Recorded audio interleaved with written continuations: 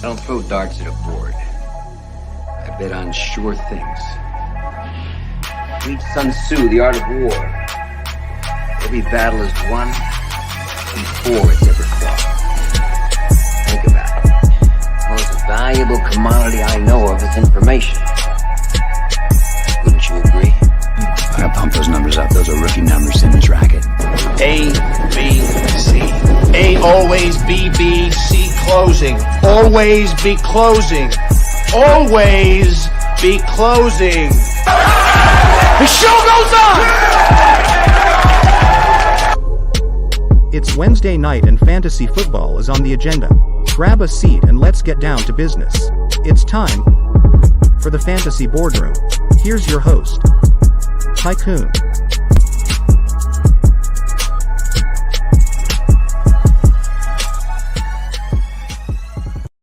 And welcome to the Fantasy Boardroom. I am your host and CEO, Tycoon. As always, we have yet another spectacular guest to bring your way, so I'm going to jump right into introducing this man. He is a content wizard for Rise or Fall. At least I like to call him a wizard because I think he's magical at what he does. He's the creator and author of Bottom of the Barrel. If you don't know what it is, you will know after this episode. He is a DFS tycoon, so personally, a guy that I feel like I can relate to, one that you're going to love. He is Chris Robin. That's Chris. me. That's me. From a fellow tycoon to tycoon and a fellow Chris to Chris. Thank you for having me. Absolutely. See, so much symmetry here. Right off the bat. This is going to be a great night. So how are you this evening, sir? I'm great. Thank you for having me. I remember you reached out a week or two ago. I've had it in my planner since then, and I've been looking forward to it. Anytime I can, kind of connect with someone, that's different that I've not chatted with a lot, or to be on a live broadcast to kind of meet and chat with someone, that's what I'm all about. Because as you know, in fantasy sports or just in the podcasting genre in general, people, they're not all that comfortable. They like to kind of stick with their circles and broadcast with the same 4 or 5 people every week. And that's fine, not putting anybody down, but I like to expand my horizons. And here we are. I'm expanding my horizons here with you, Tycoon. I will say from following you over the last nearly a year now, I'd have to agree with you. I mean, you seem to be a guy that relishes trying new things, meeting new people, and personal growth always seems to be a focus of yours, which is a reason that I admire you and actually asked you to come on the show, apart from your knowledge that we're going to try to pick away at here. Well, thank you. That means a lot. I do what I can without, kind of selling out or selling my integrity. So I like to do what I do, and I think I'm very good at what I do. And again, it's that simple. I like to connect, and I like to chat with folks, about anything and everything. You could have reached out and said, hey, you know what? I want to talk about, cats and dogs for an hour on this broadcast. Guess what? I would have still been here. And I could easily do that too. I just don't know if it has the audience that I'm hoping for, or at least that we've started to collect. Last I read, I know this is kind of off the wall here, but last I read, the dog food and cat food industry, it's like $4 to $6 billion a year in sales. So there's a huge population of cat and dog people. We just got to find it and kind of connect with it. Yeah, I believe the whole pet industry as a whole is about 10 billion in this country. So, I was way off. I was way. There's low. a lot of money to be made. Well, you're just talking about food, so what? That's a little more than half. That makes sense. Yeah, toys, all that nonsense. Sure. Yeah, I mean, you love them. They're family. Absolutely. I looked at the show sheet, and I told you before we went live, you wanted, Beastie, live and in color. And I would do that, but she's gone. Like I said, I spend money on her cat treats, which I give her in the evening, and then she disappears. She only comes around when she needs something. She's the biggest jerk I know, but she's my jerk. She's family, Exactly. That's my jerk. I relate jerk, to yes. that so much. Well, also what we were, what we were talking about off camera is, since we're going to talk DFS here this evening, I mentioned that it's still just in my opinion, far too small sliver of the fantasy space. It's still very much in the ascension and growth phase. And I think that's something that more people need to know about, and also need to understand some fundamental and basic, principles in order to have any realm of success. not necessarily going to suggest go think you're going to beat the sharks that are out there on most of these sites, but go in with a couple of plans, give yourself a chance to have some fun, make a little money, and also, yeah, maybe throw your lottery ticket in there somewhere. Every once in a to while. still make it an enjoyable experience. I absolutely agree. And here's my thing. When it comes to DFS or when it comes to fantasy sports, a lot of people are doing the same thing. And again, not putting anybody down, not trying to punch someone in the stomach here. But if you go onto social media or you go onto wherever you get your podcast content, it's all dynasty stuff, start sit stuffs. And that stuff has its place. I love it. I consume it, but nobody is really kind of sticking to one thing in a way. And I found out early last season that DFS is my sweet spot. So I've kind of transitioned 100% over to DFS with the new website I'm with the new content I'm doing. And to be honest with you, Tycoon, it's kind of, it's like a weight off my shoulders. I didn't have to worry about, I still do my rankings, but I don't have to worry about doing a start sit show. I don't have to worry about a waiver wire show. It's just DFS, and it's been fantastic. I have to tell you that. And shout out to Thomas. Absolutely. Shout out to Thomas. Big friend of the show. Big friend to many.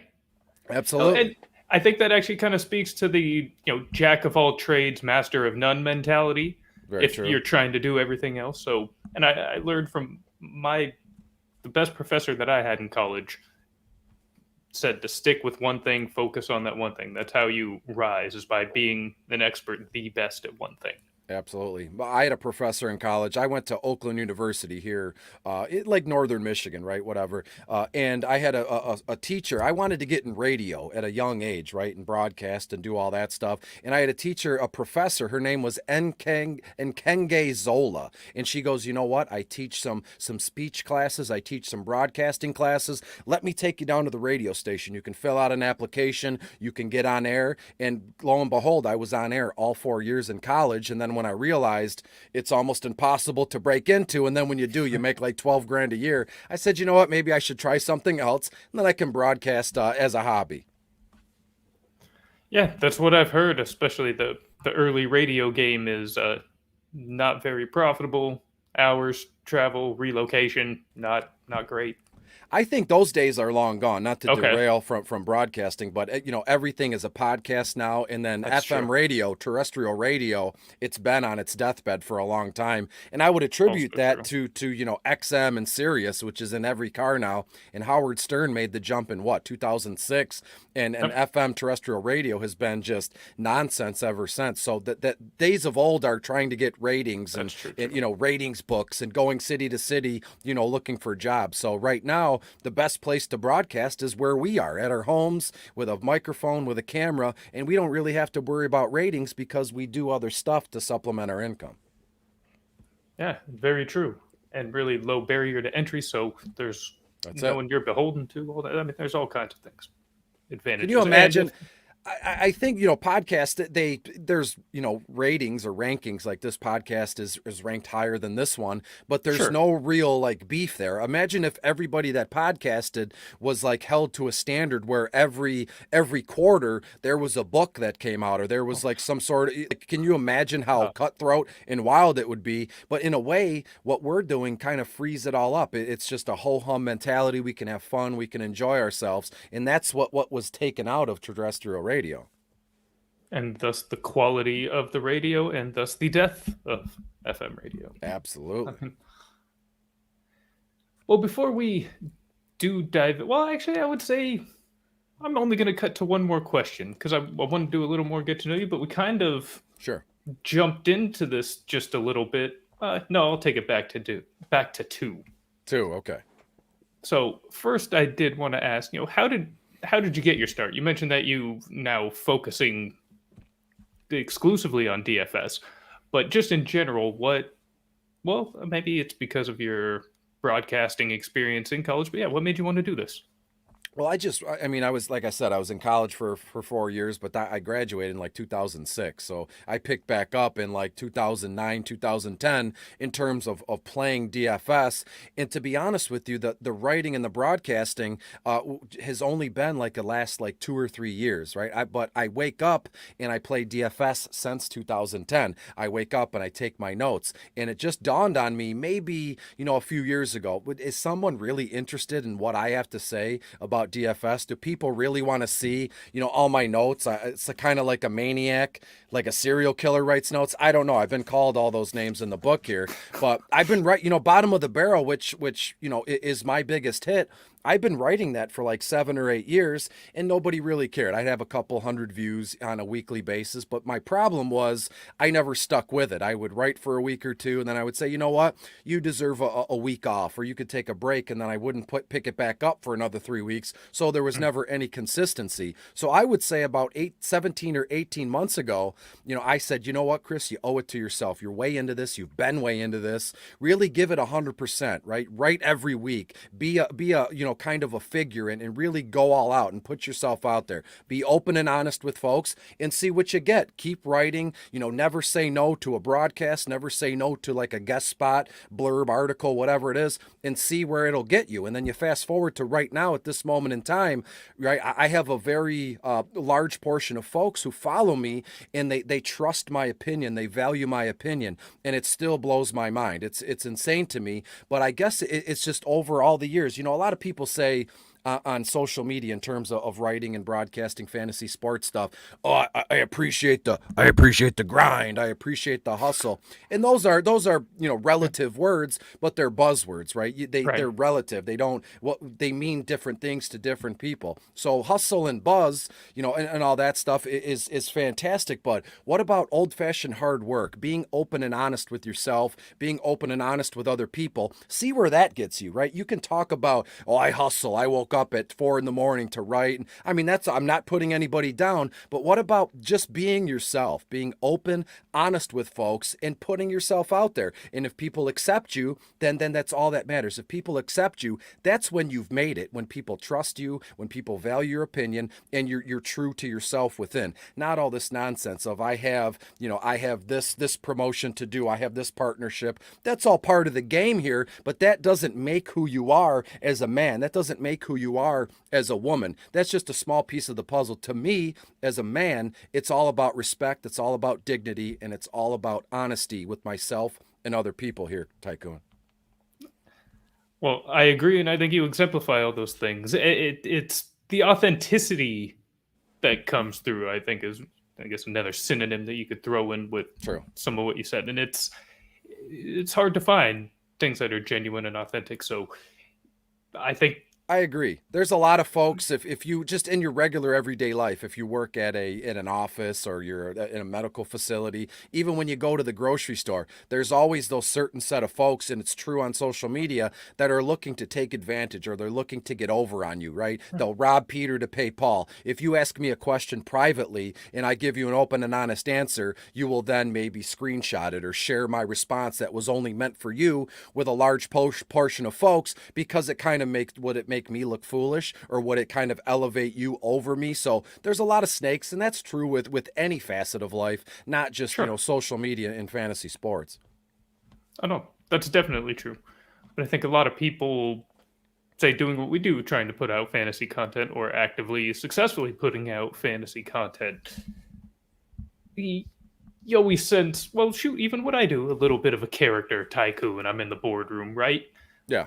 But so I think what you say, if people connect and accept you for who you really are, again, that speaks to the genuine nature of how you're trying to simply just approach not just your content, but obviously your life. And then then in turn kind of speaks to your integrity, which then, builds that trust with your audience and those that follow you. And it's kind of a self-fulfilling cycle at that point.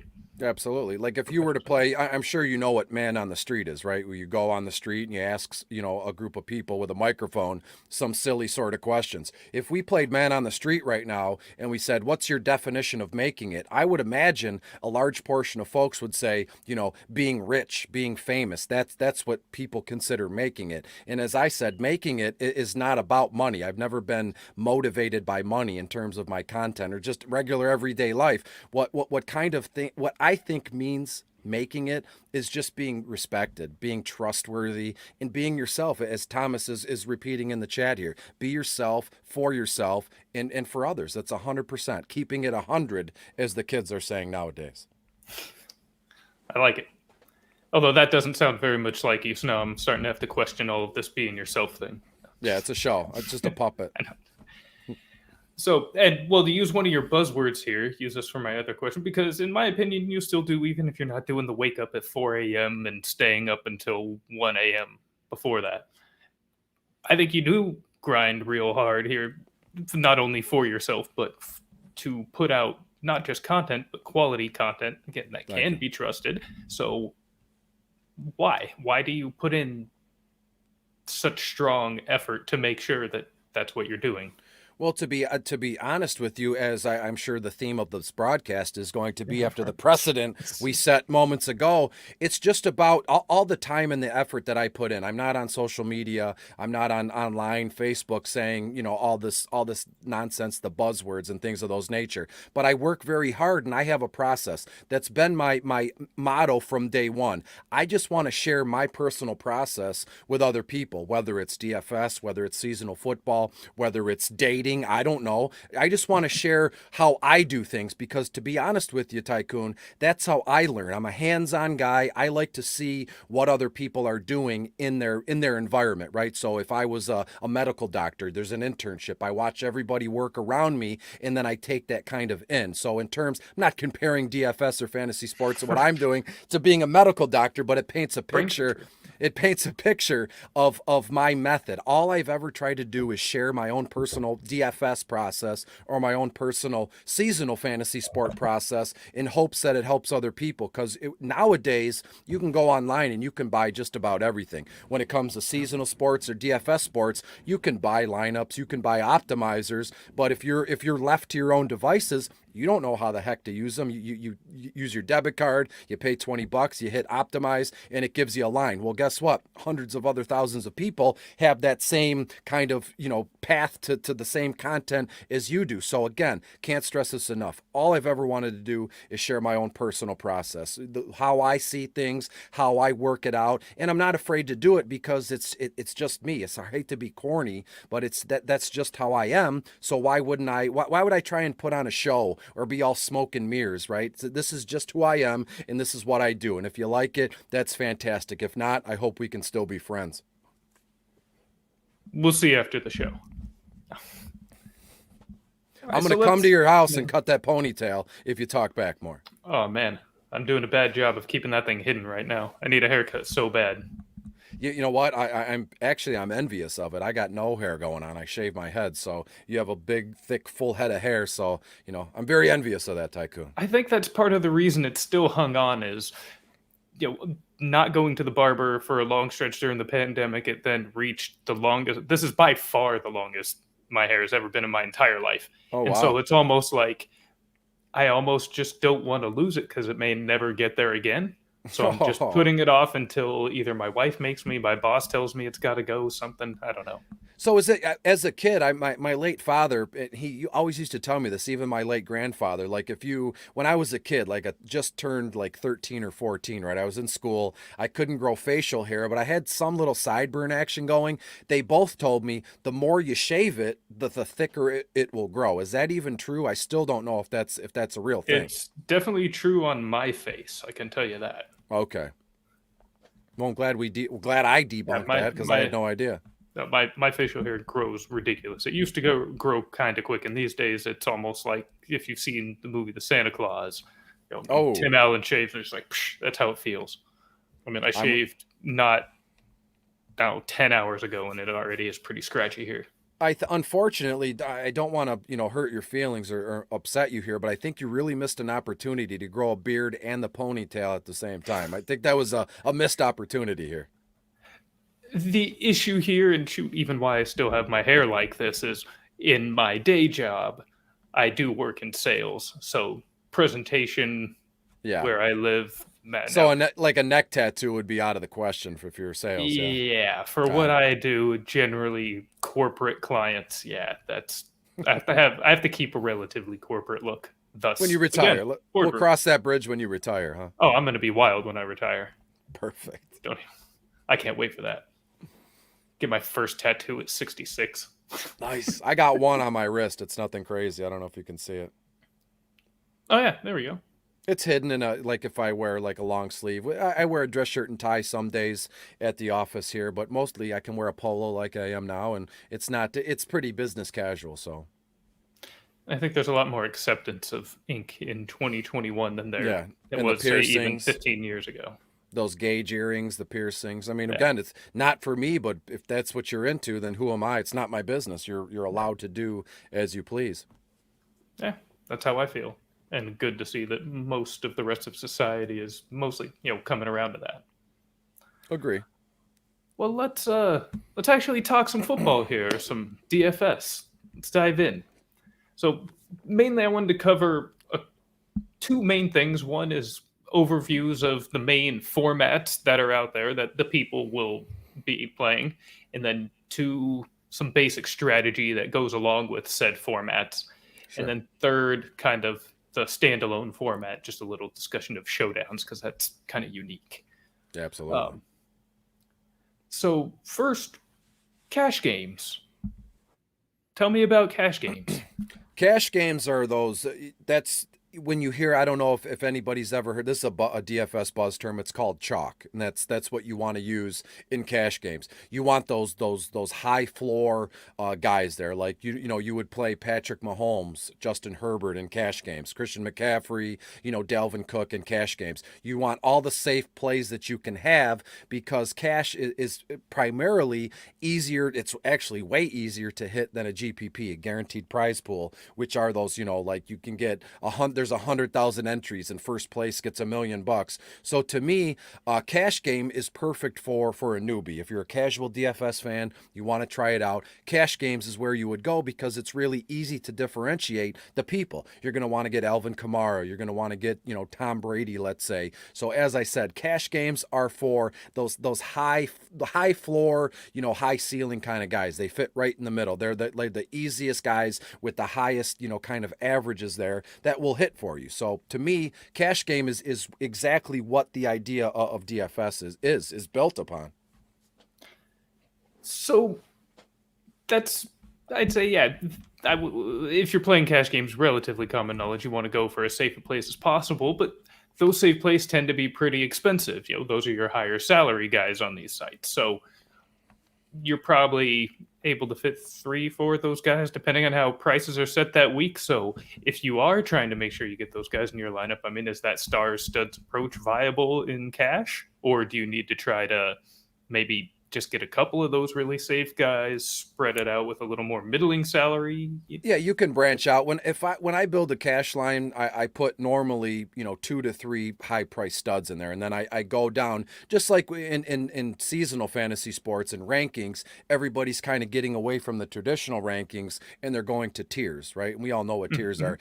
Running backs, tier 1 is Christian McCaffrey, and then that's it. Tier 2 is Cook, Alvin Kamara. So when I build a cash line, as I said, I put 2, 3, those high priced studs in there, and then I go down the tier list. Like this weekend, I just have it in front of me here. So to me, some cash game, wide receivers this weekend would be like Marvin Jones, Corey Davis, things along those lines, because on FanDuel, Marvin is $5,800, Corey Davis is $5,800. So they're not going to set you back. They leave you with a lot of wiggle room, and we know that Tyler Boyd, Marvin Jones, even Corey Davis, they have relatively a safe floor here where they're not going to goose egg you. They'll be okay. If they catch a touchdown, then you're in the money if you hit on your stars here. So stars and scrubs is kind of a that's an extreme version of a cash game. Stars and scrubs would be primarily for, and I'm sure we'll get to it, like the big GPPs, the big tournaments here. So to me, you can even do, if you wanted to build a cash line, just put 1 or 2 studs in there, and then you'll have a ton left over for those middling, priced guys, as I said, right? Marvin Jones, Tyler Boyd, James Robinson this weekend. So you can definitely fit it in. Perfect. So now the two main cash game styles out there are 50-50s and double ups. Very similar. 50-50s being you generally get plus 80% of what you've put in as long as you place in the top half. And then double Correct. ups, you double your money, but you have to place in the top 40%, I believe. Correct. So, Yeah. So if you're playing in a double up, right, and it's 100-man contest, all you got to do is be 50th or higher, and that's it. If you're 51st, you don't get your money back. So that's 50-50. You 50% of the people get money, 50% of the people don't. When it comes to double ups, I believe if it's in a 100-man contest, to be honest, I think only 25 people are in the prize pool. So if you put $5 in a 100-man double up, you have to be in the top 25, and you'll win $10. You'll double up your money there. So it's a pretty easy, you can see it. I mean, it's simple and easy to kind of think of that. The format is fine. And each one, you can kind of tweak your lineup style or the way you build your lineups. But to me, a cash game is a cash game. 50-50s and double ups, I build my lineups the same exact way. but that was going to be my follow-up. Do you adjust at all between the two or not? Not really. Okay. No, not really. I mean, I've been in some double ups where, not 50-50s, I've been in some double ups, and you can get up there, $100 entry, $500 entry, and I've been in all of those a lot. I'm going to be in some of them this coming Sunday. Then I'll kind of sit down, and to be honest with you, my style of play is to get in as many of those contests as I can. Right now, I think I'm in like I have 180 entries in double ups and 50-50s right now. And to be fair with you, I'm putting my cards on the table, in all those lineups, I should be over 200 entries by Sunday morning. I'm going to use the exact same lineup in every one of those contests. It's simple. It's easy. You just got to edit once, because can you imagine, and I've done this before, sitting down and editing 210 different lineups. You'd have to set 5-6 hours aside here. So when I build 50-50s or double ups, I use the same entry, same lineup in every entry that I'm in. That sounds like the worst task of all time, having to go fix 210 lineups. I mean, if it's on Sundays where maybe I have 6, 7, 8 with one of the same players that's in it, get late injury news or whatever it may be, have to go in and change even just those few, right before kickoff is. From what I've seen, horrible. and I've used it, FanDuel and even DraftKings has made it easier on you, where you can build and you can download them, and they're in. It's like a PDF or CSV, I think is the file, where you can build them elsewhere, and then you upload them, so you don't have to. You're not you using your thumb, or you're not in front of your computer editing each person, because that would take days on end. Because some of these contests, like these big GPPs, and I hate to bury the lead, I know we'll get there. A lot of them are 150 max entries, and there's certain players like the best of the best who are in thousands of different contests a night, every night. So to be able to manage that and have the bankroll is just insane to me. Yeah, I honestly can't even fathom. I don't know if I'll ever level up to that. I don't even know if I'd want to level up to playing like that. It depends on how well my process is working, I would say. I mean, if I'm really cleaning up most nights, it's hard to argue, but True. God, you would think that would burn the candle pretty quickly at the same time. So 100%, yeah. As my process is now, as I've said, I even in hockey and baseball and now football, I play in anywhere a night. Well, football is not every night, but baseball and hockey, I play in anywhere between 180 to 210 contests a night, but it's the same lineup. I enter, and then right 5-10 minutes before lock, I make one edit, I save, and I'm good. So that's where I feel comfortable now. When I first started playing, absolutely did not play that way, but as the confidence grows, as the note taking kind of evolves and my process is formed and I feel good about it, that's what I've reached. Maybe in a year or two, maybe I will level up to, 400 or 500 lineups a night. But where I'm at now, this is where I feel comfortable most, around 210 a night lineups. I think it's a valuable lesson, though, that you're saying right at the beginning is that you're using the same lineup for all of these tournaments. I mean, as a much more novice level player in recent seasons, it's been even in cash games. I'll submit 10 cash games, but I'm probably using 4, maybe 5 lineups.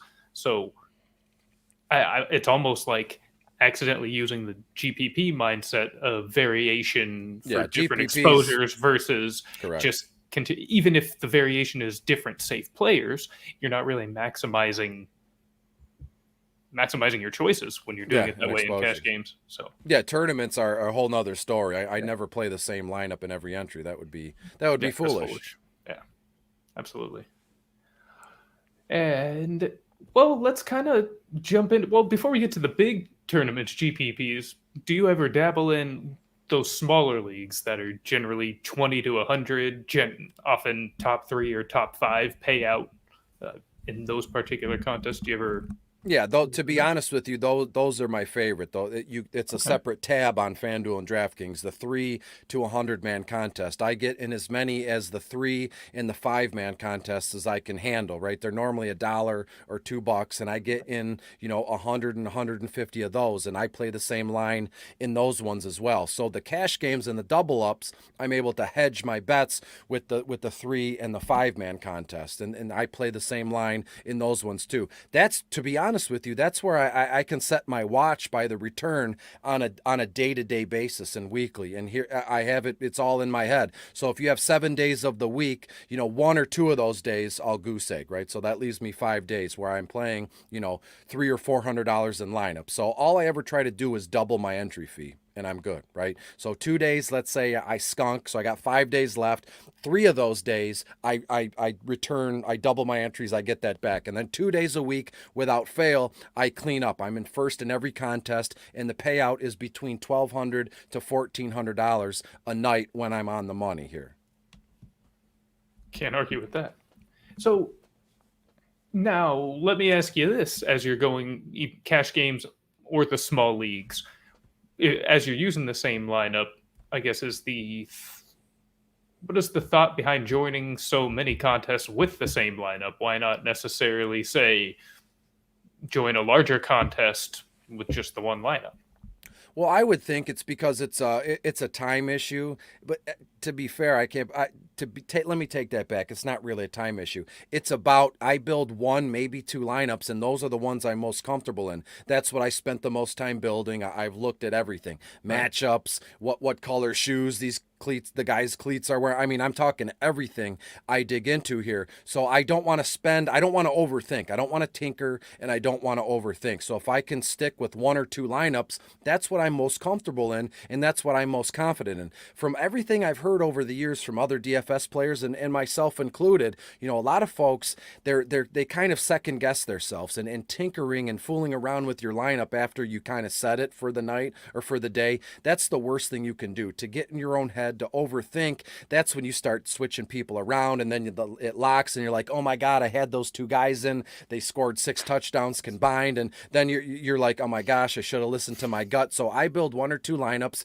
and then I leave it alone. And once, the first few times I did that a year or 2 ago, the confidence was very low. I don't want to say confidence was low, but I was nervous about it. I'm using 1 lineup in 180, 210 different contests. So if it fails, I lost all that money. But if it hits, you're looking at a good payday. So once I got over that hump of saying, you know what, Chris, you know what you're doing, you're confident in your process, and you've had good results in smaller sample sizes, let's go all in and use the same lineup in 150, 180 entries and see what happens. And that's what I've done the last year or 2, and the results have been tremendously fantastic.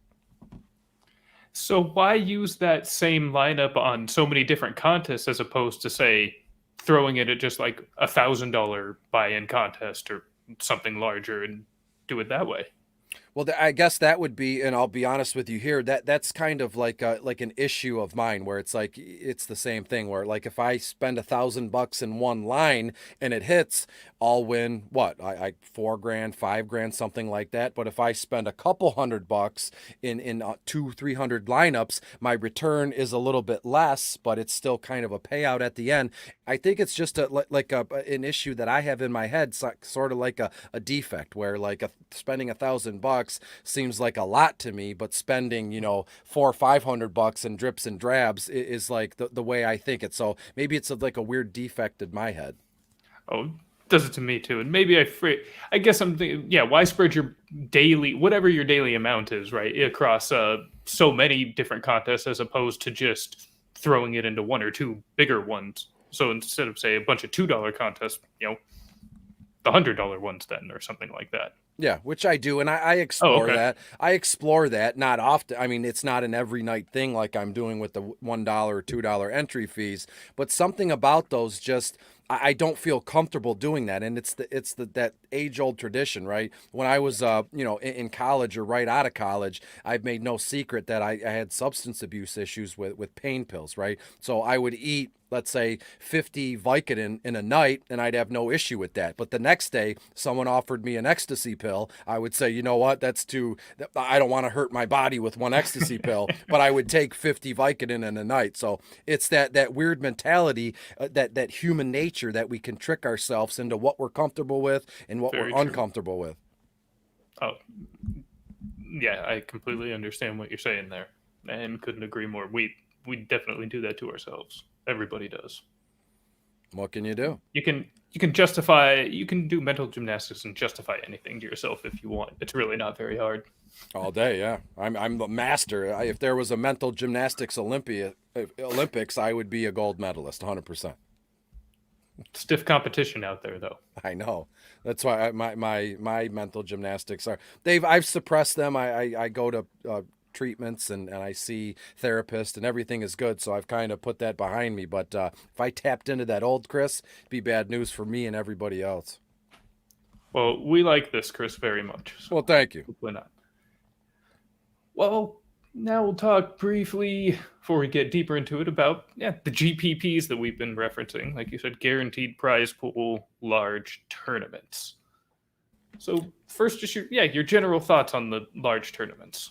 I look to get, I mean, it's almost the same as going to the corner store and buying a scratch off lottery ticket or playing the 4-digit, Powerball or whatever lottery you have in whatever state you're in. And so when you play a big GPP, my biggest advice is to be as different and as off the wall as you can possibly be. That was the birth and the reason behind bottom of the barrel. As we said moments ago, everybody knows what stars and studs to play, but nobody talks about those, Jacoby Myers or Russell Gage in Atlanta, right? Nobody talks about them, but if you look at like a big money GPP winner, it'll have Russell Gage when he goes off for 2-3 touchdowns, 200 yards, or one of those classic Marvin Jones Jr. games where he scores 3 times and puts up 150 yards. So to me, a GPP is just like, take the knot out of your ponytail and let your hair fly. That's what a GPP is to me. You let loose, you be as weird and as wacky as you can be, and let's see what happens. Kind of the old mentality where you're eating a burger and you throw a pickle against the window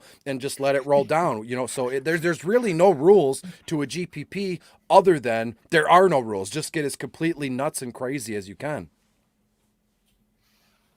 Yeah, I think that's kind of the fun of it. Because like you said, I think even the beginners are going to go check who the winners are themselves too, right? So they're going to see first place in particular is always going to have one of those low salary, low owned, just kind of random, how the hell did they know that guy was going to hit this week player?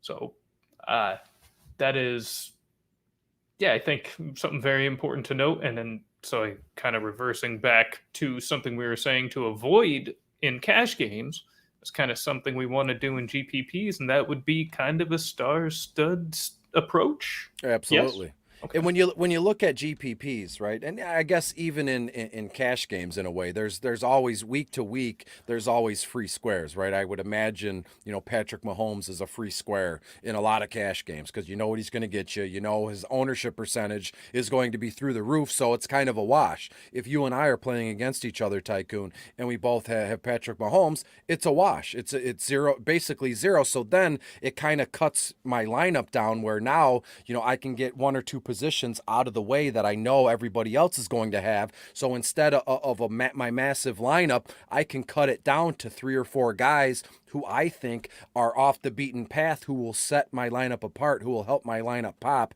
And to me, that's the same process in a GPP.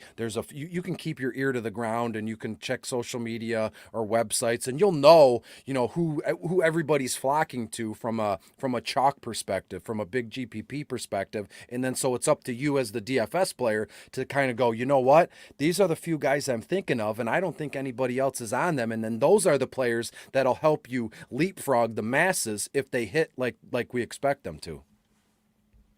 So when you're approaching your initial GPP lineup builds, do you have like your core stars that are there and your variation comes in your long shots, or do you kind of mix up both ends? You kind of have some of those lower owned players that you're expecting to go that you feel pretty confident in, and then mix up your studs for that say floor. I mean, how with the need to have varying lineups and GPPs, what's your approach to variation? No, it's a great question, and I do it this way, right? So week to week, it's different every week. That's the thing. You can have a process in mind, but obviously the players and the player pricings are different week to week. So I'll look at the slate and I'll go, you know what? If I'm going to be in any sort of money line here, I'm going to have A, B, and C. And the C guy, I might be able to kind of he's my gray area. If I want to get him out to kind of upgrade elsewhere, I will. But more than likely, there are 2 studs that I'm going to have in my GPP lines without fail. And then I build around those 2 in the most, crazily insane way that I can. But I say crazy and insane, but it's kind of a method where you look at the numbers, you look at on field percentages, you look at target share and things along those lines, and then I go from there. So let's say since we're here, we're talking about week 1 is a few hours away on Thursday night, right? So I would imagine Patrick Mahomes and Christian McCaffrey are going to be insanely owned in GPPs, probably 80%, 85%. So in a GPP on Sunday, those 2 are free squares. So if you want to keep pace with most folks, you're going to want to have Patrick Mahomes, Christian McCaffrey, maybe even Travis Kelce too. So right then off the bat, I can cut my lineup down. Those 3 guys are out of the way. I'm good there. That's a wash. So then all I have to worry about is like another 4 or 5 guys in my eyes through my process and my numbers that will set my lineup apart, if that makes any sense. That does make sense. And that's actually something I don't know that I'd really put together correctly, is that the free square thought. Because when you're matching, that chalk, for instance, that obviously takes away the edge from your opponent, allows you to keep pace. So I mean, you've leveled the playing field just to your process selections, which I love.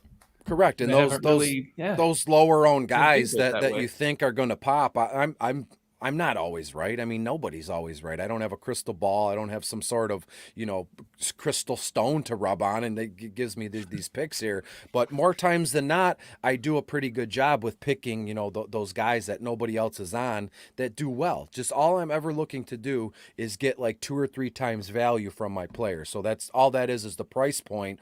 And you look at what they've done at the end of the game, and then you divide the 2, and that'll give you how many times value they are. So when you hear someone say, you know what, Damian Harris in New England, that should get you 2-3x value. That's all they're talking about. How much value did they add to your lineup? So I was going to ask about that a little later, but I'm going to just do it right now. So do you have a target in mind for a player? Do you need to hit X value? Whatever. What is X value that you're looking for your selections to hit? Well, to be honest, as I said, all I ever try to do when I'm in cash games and those smaller, 3 to 5 man contests, all I ever try to do is double my entry fee. And with my players, all I ever try to do is get 2 to 3x value. Where you start getting in that wild kind of money line is when you get a guy like, let me look, when you get a guy like Corey Davis who puts in 10x value, or a DST like Washington, football team one weekend, you'll look at it and it's like 18x value. Those are the players that you need if you're going to do anything substantial in a GPP. But it's not next to impossible to do, but that's what you're looking for in a GPP. But to me, in a GPP or even a cash game, 2-3x is good for me. So if you're in that, so we'll even just say 2.5x, 3x, you're going to be profitable. That's the sweet spot. Yes. Yeah. Perfect. Now, this has been a big topic this offseason with best ball stacking. It's been talked about in those large best ball tournaments. It's critical to stack to maximize your chances of winning in those large pools.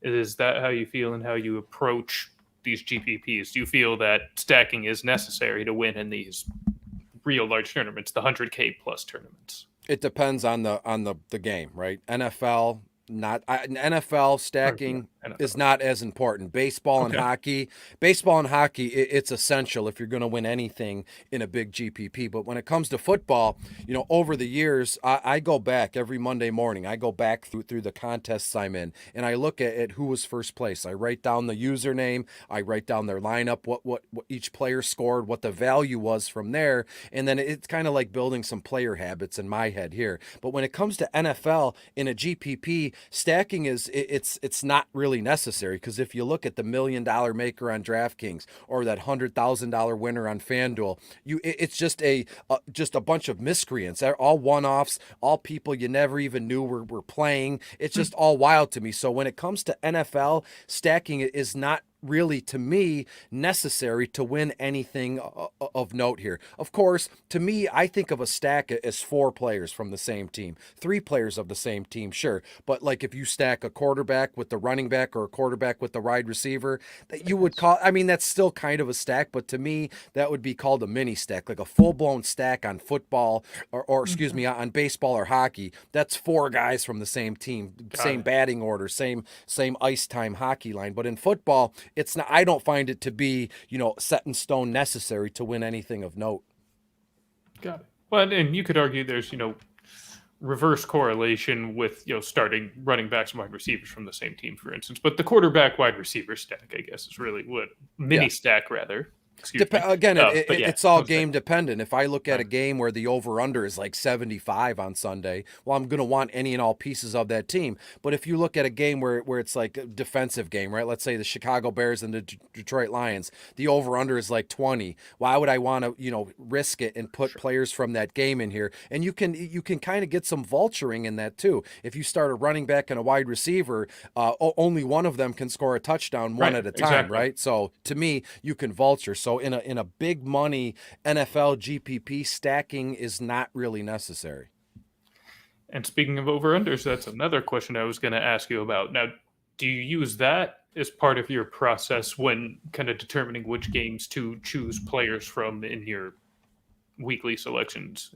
Absolutely. Since day one, since the first day I've been playing DFS, I've always been a sports bettor. I found a niche with over-under bets. Point spreads are point spreads. Those are cool, but I love a good over-under bet, and I do that often, and I use that in my daily fantasy sports world because, again, I'm sure you can attest to this as well. Vegas is Vegas. They know they're the end-all, be-all of games and points and shaving and over-under there. So Vegas is, to be honest with you, Tycoon, that's the first place I look every Monday morning when Sunday is over. That when I'm putting together bottom of the barrel or any broadcasts or content I'm doing, that's the first thing I look at. That's also something I'm going to need to remember. While I've referred to it, I think I need to really make it a much more weighted factor in my It's just, decision making, I think. to be honest with you, not to freak you out or overwhelm you, looking at the over-unders in Vegas and the point spreads, that's just one little piece of the puzzle that I do, on a week-to-week basis with my content or my DFS playing habits. So don't want to overwhelm you. It's not the end-all be-all, but that's where I start, and then I build out from there. But see, but the fact that that is your start, and what, you're going to have a probably more complex process than most of us doing what you do, but the fact that that's your starting point each week, that's your foundation, speaks volumes to Correct, yes. how important it is. Yeah, you're right. I never looked at it like as my foundation. It's just something I do without fail, without even thinking nowadays. Or I guess, or a core component. I mean, if it is the initial route you go to lead off the rest of your research, and that's again, speaks volumes. That's the ticket, as they say. And so so that's your lottery ticket section, essentially. What GPPs are, how to approach them, and now to close this out, should the average, regular, everyday player or newer player really invest much time or energy there in GPPs? I mean, should they even be trying to swim with the sharks in those kind of tournaments? Well, here's the thing. I mean, DFS, they're talking about foundations. The foundation of DFS was built on these big contests, right? It's like, a lot of people, not everybody likes to gamble. Not everybody likes to meet a bookie. I mean, meeting a bookie is kind of a scary thing depending on where you live. And DFS you can do it in bed at night. You can do it in the morning when you're having coffee, on the toilet, wherever you are. So to me, the GPP is the quintessential. When I think of DFS, that's the first thing I think of.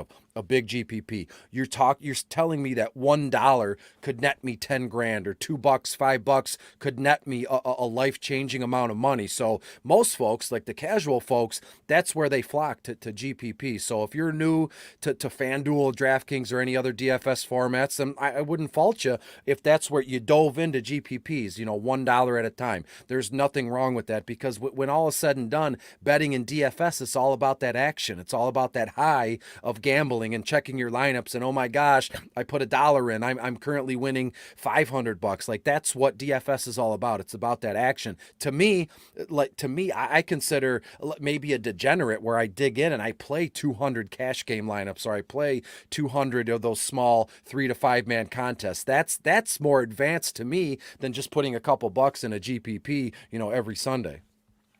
Well, it definitely is more advanced. But I think you're right. That's the appeal. I mean, that's what got me into DFS is chance to bet a couple bucks a week, and you're telling me if I just happen to get those 9 guys right, I could make $1 million. Really? And it keeps you coming back because you had fun all week, or Saturday night or Sunday morning building those lines. And I'd guess, Tycoon, that you heard a commercial on the radio or on TV, and you're like, you know what, DFS sounds like it's challenging, or it sounds fun, and that's what I want to get into. So the way they've marketed this over the years it's just been genius. Oh, absolutely brilliant. I feel like I was, until I talked to you earlier, I felt like I was in on this somewhat on the early side, the early 2010s, probably around 2012 or so. I'd say before even the first commercials were popping up on ESPN or anything. I mean, I've been a degenerate regular fantasy player, for since 1995 years. For me. I was in 5th grade. Yeah, so, respect though. Respect. Thank you. So I mean, it's. Even then, though, you knew what the appeal was. Oh, then it started showing up. They talked about DraftKings on the league, so that kind of really started to take off. But that big payout, get rich quick, because you think, and especially sensationalism at its finest. Look, like absolutely. Neon lights, you can win $1 million, and all you got to do is pay $1. They don't tell you how hard it is, but here we are. Well, and even in its infancy, I mean, there's really strong fantasy players out there, but like today, it's pretty common knowledge that there are DFS sharks out there, like you said, using optimizer, maxing entries in every tournament, that sort of thing. Whereas I don't think that was a thought that crossed any of our minds in the early days. I mean, you knew some people were better than others. You'd see people regularly at the top, but that's the thing. Like in 2010, I kept seeing the same damn name, Chipotle addict. Chipotle addict.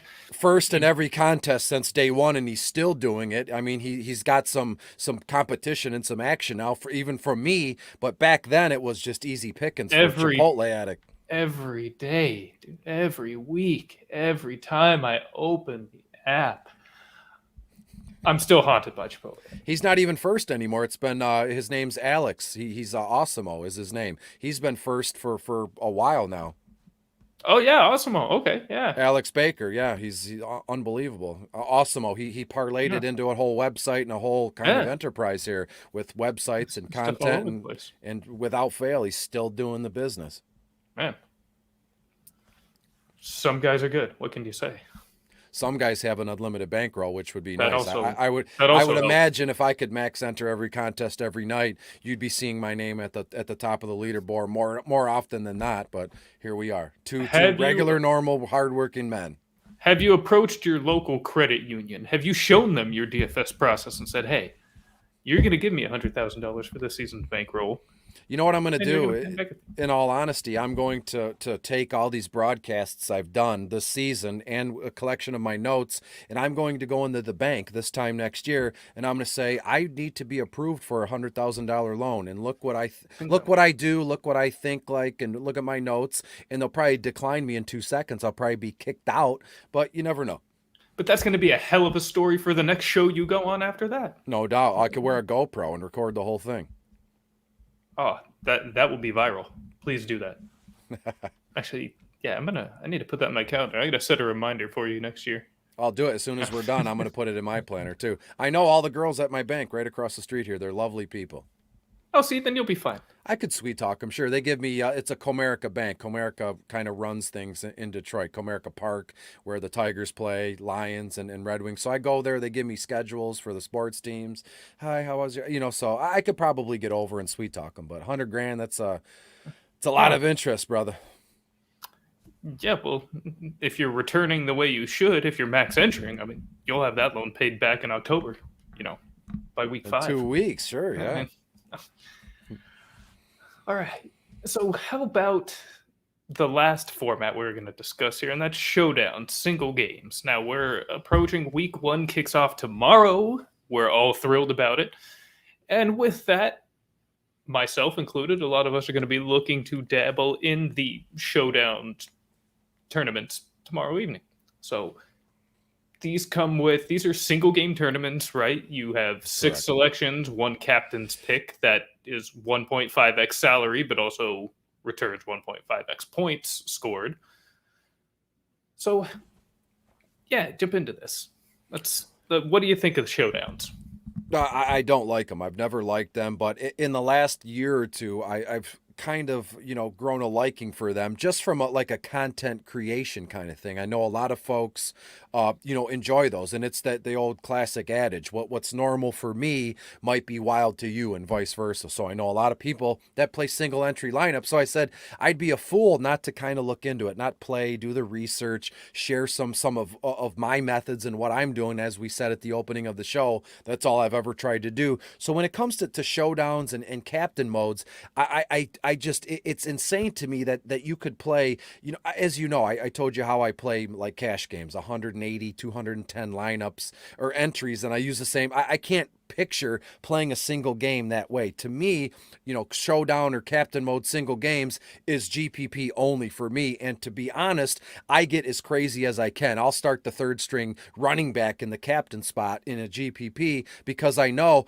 everybody's going to have the exact same lineup. Like tomorrow, how many folks are going to have Dak Prescott in the MVP spot? How many folks are going to have Tom Brady or Zeke Elliott in the captain spot? So then you get to a point where, as we said earlier, all the points are a wash, or you can tie at the top. So you're going to have 10,000 people splitting the first place $10,000 prize. So after all that work, you get $1. So to me, a single game, cash showdown mode is to be as wild and off the wall as you can be. That's where I've found success. It's funny. Well, same here. I had a little bit of luck last year. I generally just dabble in the quarter arcade when it comes to the showdowns, captain tournaments. I don't want to get too wild, but I had, I believe, 3 top 10 finishes in those smaller tournaments. So I did get lucky, and it was all from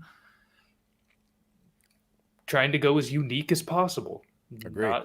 Especially avoiding chalk in the captain spot, which then gives you the bonus advantage of having more salary to fit You can a leapfrog a third whole bunch of big people. stud in your main lineup. I mean, it's To me, tomorrow, if you're interested, tomorrow my number one player in the captain spot MVP is OJ Howard. Let's see how it goes. Howard. OJ Howard, yeah. Last year he played. He tore up his knee, but he only played like 3 or 4 games. But in those 3 or 4 games, they were literally force feeding him targets. So let's see how it goes tomorrow night. And if it fails, I blew what, $5, $10, and if it hits, double, triple that. So I'm going OJ Howard in a large portion of my captain spots tomorrow night. All right. I haven't really dived in too much into the pricing yet, so I'm going to do a little bit of that tonight. I'll be on the lookout for where Howard's at and seeing what kind of flexibility it's going to give me, because undoubtedly this is going to be a challenging showdown slate, because it's one that features this is my least favorite kind of showdown slate, because most of the core players have high prices when you're on a couple of star-studded teams. I mean, generally, DraftKings pricing is where I do most of my playing, so that's the pricing that's in my head. But yeah, I mean, there's probably 4 guys at 10,000 plus on DraftKings, maybe 5. Both quarterbacks are over $16,000. I believe. Oh, Zeke yeah, Elliott the captain's 13, price, the through captain's the roof. price, yeah, it's insane. And to be honest with you, you're allowed to do what you want, but I would steer clear from the single game tomorrow, because it's been this is week 1, game 1 of the NFL season tomorrow, and you had all the COVID stuff, and everybody's been home. How many more people have they touched with commercials and radio spots? Everybody and their mother will be playing DFS not only tomorrow night and also Sunday. So you're going to get a lot of watered down contests where, some 7-year-old kid entered a lineup and it was just off the wall and they hit big. So there's no rhyme or reason to week 1 of the NFL season when it comes to DFS. I was going to ask you about that too, because I have noticed in particular paying closer attention the last couple of seasons. Yeah, week 1 always is just goofy. I don't even know how else to say it. Yeah, the goofy. First 3 weeks of the season. That's another thing I've logged and I've charted over the years. Like week 1 through 3, it's when everybody and their mother is playing, and then once you get to week 4 or 5, all the casual fans that really wanted to try it are long gone. And then at that moment in time, a lot of the stone cold, seasonal fantasy football players are so into their teams, where you get a little bit of a window from like week 5 to week 12, and then you get another influx of DFS players when the actual seasonal fantasy football playoffs are done and over with. Then you get another influx. So the meat of the season, where you can make the most money, I've noticed, is between like week 4 and 5 all the way to week 12 or 13. I hadn't thought about that. But then in cash games in particular, wouldn't that be better early on in the season when it is watered down with a little more of the casual players? I mean, you have lower skill in there, so wouldn't that give you a chance to maximize on the cash games anyways? Maybe not GPPs, but I don't think you can equate lower skill to having, an off the wall kind of lucky lineup in there. So there's just more people playing. So there's there's a higher probability of some off the wall lineup hitting hard. Whereas in like week 3 to 12 or week 5 to 12, as I was saying, that's when you can really dig in, and you're playing against other folks that are, of the same mindset as you. So then you can start using all those strategies and digging deep there. Huh. And that is, highly interesting. I can't believe I never even really considered that. Because, of course you're going to have those peaks that bookend the season with the casuals, and then the the season-long. Could set your watch by it, Chris. You could set your watch by it. Man, that is insightful. I'm taking a note here real quick. Live here on air. See, learning.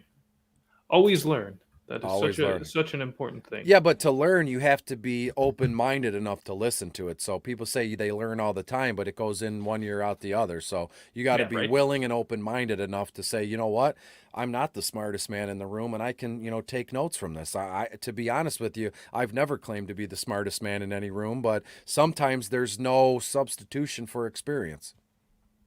That's extremely true, particularly in games like this, I would say. And I was going to ask you for some tips for Dallas and Tampa Bay, but I think you gave kind of a good one. Avoid it. Avoid it, yeah. I think that's the tip. I mean, I recorded a video and I have some clips I pulled and graphics that I'll share throughout the day tomorrow, because I know that'd be closed-minded of me. Just because I'm not playing doesn't mean hundreds of thousands of other folks aren't playing. But personally, I already have, to be honest with you, I have about 15 tickets that I won playing MLB contest, for tomorrow, like the $5 big entry here. So it came at a price. I mean, I got like $115 worth of lineups tomorrow, but I paid like under $7 for them in satellite tournaments and MLB. So I'll be playing. I'll have skin in the game, but it's not as serious as people think. It wasn't. Yeah, you weren't actively seeking it out. You've got the tickets. You got to use them. Correct. Why waste the money? And with it, I mean, I'm probably going to throw $1. I mean, it's week 1. Football's back. We're excited. What can I say? I'm going to have a lineup, of course. So yeah, I mean, but don't make this one a priority to grind and to try to find that perfect shoot lineup your in whole this game. wad, shoot your whole bankroll on Thursday night. Which obviously there's going to be a lot of people that do that, and they'll have nothing left for Sunday. And here we go. So don't bet more than you can lose. Just core betting, gambling, gaming principle, period. Across the board. Never bet more than you can lose. That is a really, really bad path to go down. You think having a high credit card bill or something is bad. Oof. Start getting into gambling. Oh, God. You just can't stress enough. Do not do that. Every week you're going to turn over a new leaf, and then every week you bury yourself a little bit more. So it's an awful position to be in. So again, bet responsibly. Don't get in over your head, please. Yes.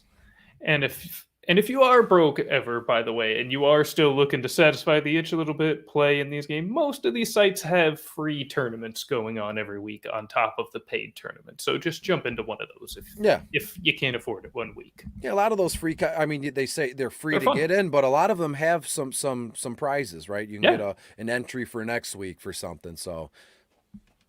Exactly, yeah, you'll get that ticket to the $25 typical buy-in Millie Maker, for instance. I mean, that's it.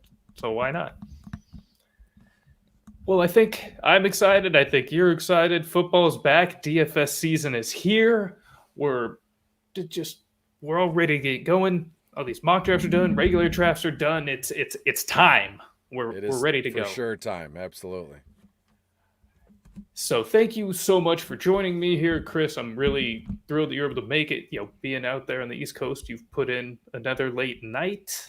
I can't thank you enough for being flexible enough to do that, and to be grateful, and of course just hopefully somewhat of a gracious host. I want to give you the floor. Please talk about anything you like, say anything you like. The floor is yours. I just want to say you can find me at Detroit Beastie on Twitter. All my stuff will be at Team Riser Fall this season. And again, I make myself accountable and accessible. If anybody ever has a question or a comment, you can always reach me there. Reach me at Team Riser Fall. And individually, I can only do so much. But when we come together and when we connect, we can do anything under the sun. So I wish everybody the best of luck this coming season. And again, if you ever need anything, all you got to do is message me. It's that close to everybody here. So thanks for having me on. And this was a blast. It was a blast. I really can't thank you enough again. Now, one more thing I got to do before we get out of here. We're lucky enough to be partnered with a site that I was not familiar with beforehand, prizepicks.com. Now, Chris, have you heard of this? Have you ever played Prize Picks? Absolutely. I had a meeting with them about 2 weeks ago to do some partnership stuff. And unfortunately, I forgot to get back to them. So live on air right now, if you hear me, I apologize. I will be back with you in the morning. I promise. So they're good guys. We've enjoyed working with them so far. But yeah, it was a site that I was not familiar with prior to some collective partner being in touch with them. And so jumping in there, we discussed sharks in more of the bigger name DFS sites, your DraftKings, your FanDuels. On Prize Picks, it's really you against the number. Typically, it's player props. So rushing, receiving yards props, touchdown props, fantasy points props using their scoring system. It is just a breath of fresh air to know that, you're only competing with yourself with that number. Now, I mean, it's kind of like competing with Vegas.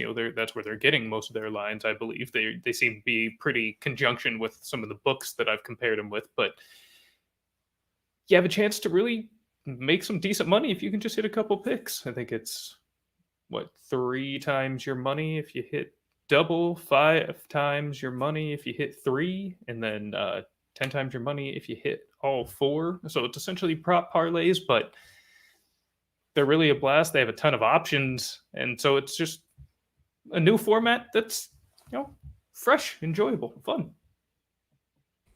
I couldn't have said it any better myself. So yeah, make sure you get back to him, Chris. I will in the morning, I promise. I believe I talked to Todd or Jake, something along those lines. I feel like a jerk, but we're live on air. What am I supposed to do?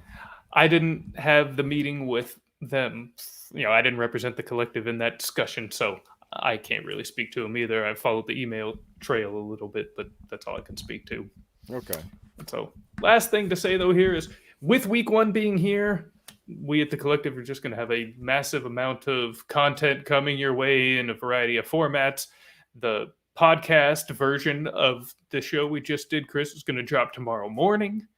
So that way people have some notes ready to go going into week 1 as they're actively looking for football content during the day tomorrow, just in anticipation of the game. There's going to be other betting content. There's going to be your fundamental start sits, waivers, etc., player profiles. There will be rankings. There will be the usual stuff. And there will also just be good old-fashioned analysis from me, the crew at the collective, friends like Chris. We're all going to be coming at you. No, really pay attention to Chris. If you please follow him at Detroit Beastie. I know he's already done his plug, but trust me, you are going to want to follow him throughout the season, not just for DFS, but just for, you're going to get some good general insight on the football landscape, on players that you're going to be able to apply to your seasonal and dynasty leagues as well. So please give Chris a follow. Thank you for that. And with that, week 1 is here, baby. We're going to go get ready for some football. And this meeting of the Fantasy Boardroom is adjourned.